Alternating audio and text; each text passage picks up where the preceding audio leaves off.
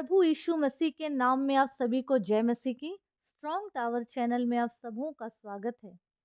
प्रियो, आज हम परमेश्वर के कार्य को किस रूप में कर रहे हैं? कभी हमने ये सोचा है कि अगर हमारे जीवन में पवित्र आत्मा का कब्जा है, उसको अगर हमने अधिकार दिए हैं, तो हमारा जीवन अभी रुका हुआ है या हम उस आत्मा के ज़रिए कुछ काम कर रहे हैं प्रभु के लिए?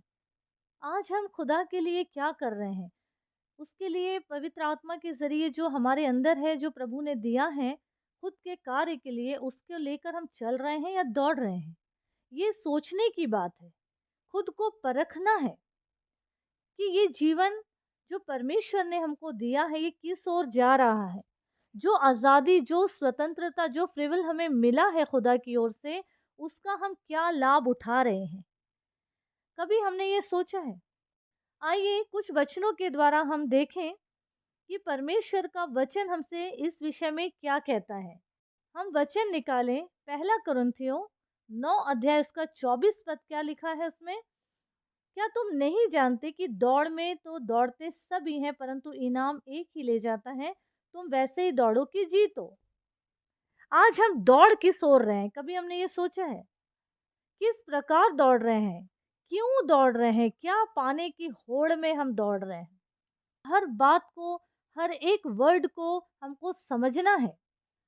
अगर हम वचन से देखें, दूसरा तिमोथी 4 अध्याय उसका 7-8 पद अगर पढ़ेंगे, तो उसमें पौलुस ने क्या कहा है कि मैं अपनी कुश्ती लड़ चुका हूँ, मैंने अपनी दौड़ पूरी कर ली है, मैंने विश्वास की रखवाली की है, भविष्य में मेरे लिए धर्म का वो मुकुट रखा है। उन्होंने क्या कहा? सिर्फ मेरे लिए नहीं, लेकिन उन सबों के लिए जो उसके प्रकट होने को प्रिय जानते हैं। तो आज हमको ये समझना है, परमेश्वर के दास पौलुस तो ये बोल रहे कि मैंने अपनी कुश्ती या मैंने अपनी दौड़ को पूरी कर ली है। क्या हम इस वर्ड को बोलने के लायक हैं या नहीं है?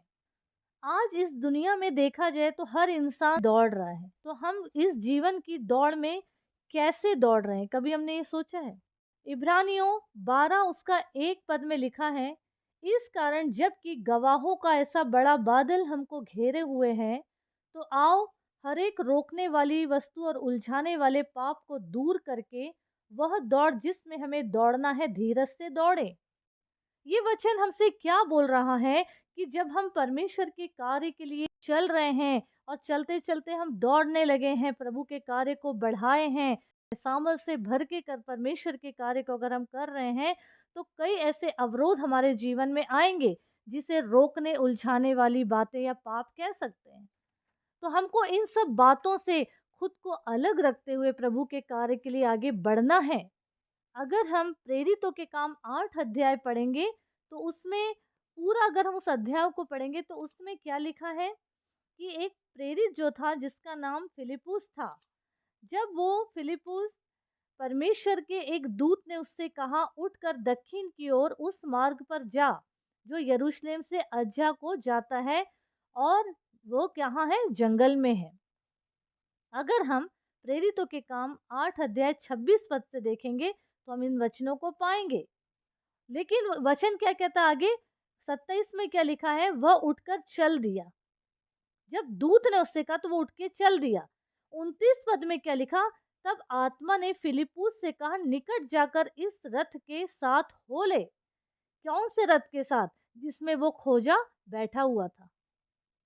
30 पद में क्या लिखा? जैसे ही आत्मा ने फिलिपुस से कहा, तो फिलिपुस ने उस ओर क्या किया? दौड़ लगा दिया। मतलब वो दौड़ने लगा। इसका मतलब ये हुआ कि जब पवित्र आत्मा का सही काम हमारे जीवन में होगा, तो हम सुस्ती में नहीं रहेंगे, ऊँघेंगे नहीं।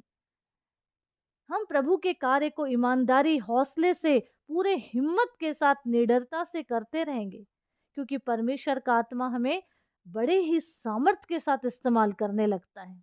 और कब करेगा? जब हम ये ठान लेंगे कि हमको ये करना ही है। आइए एक वचन हम देखें, नीति वचन 4 अध्याय उसका 12 पद में क्या लिखा? चलने में तुझे रोक टोक ना होगी, और चाहे तू दौड़े तो भी ठोकर ना खाएगा। इसका मतलब क्या हुआ कि जब हम प्रभु के कार्य में आगे बढ़ेंगे, चलने लगेंगे, तो कोई भी परमेश्वर के अगेंस्ट में चलने वाली बातें हमको डिस्टर्ब नहीं करेगी, क्योंकि हमने इन बातों को ठान लिया है।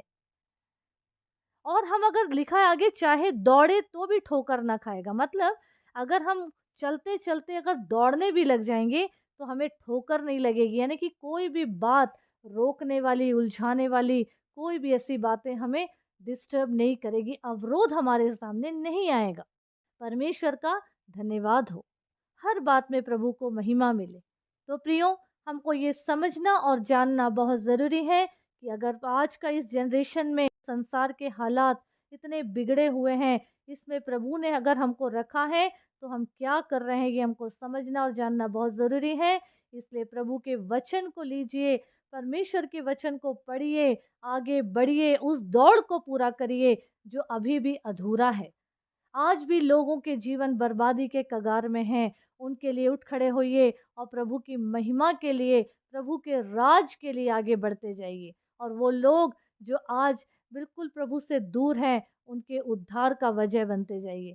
प्रभु यीशु मसीह इस वचन के द्वारा हम सबों को बहुतायत की आशीष दे। आमीन, आमीन।